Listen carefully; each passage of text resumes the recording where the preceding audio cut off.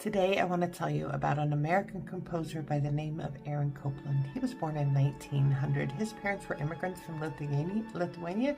They moved to New York. They had a very close-knit family. He's the youngest of 5 kids. They had a little store and they lived above it.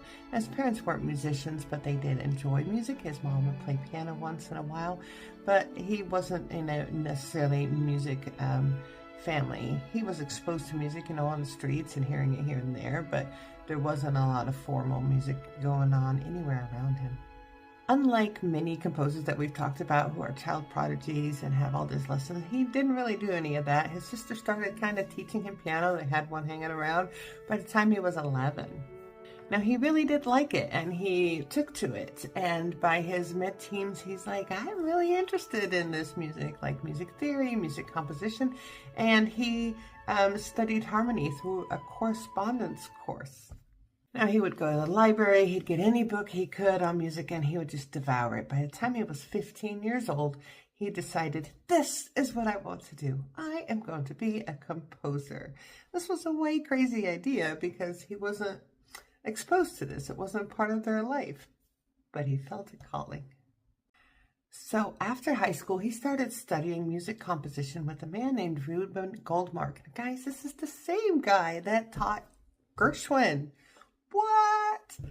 When he was 21, he traveled to Paris. All the big musicians were in Paris, and he studied there at the American Conservatory in Fontainebleau, and he studied under Nadia Boulanger. He learned so much, he was exposed to so much, and he took it all in, all the different genres, had a great foundation at this point, and he took it and ran with it.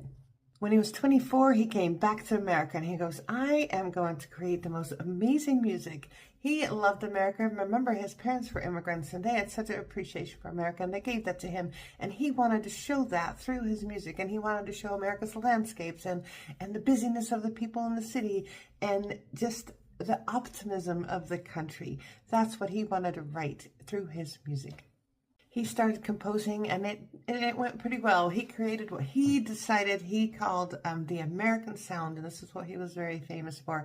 He created pieces like El Salon Mexico, Fanfare for the Common Man, the Appalachian Spring, all these pieces that we know so well. And they do show the resilience and the excitement and the beauty of this country. Now, this man loved music. He completely devoted his life to music. His friends say that he was very gentle, very, very curious, especially about music, and he devoted every moment to it. He never got married.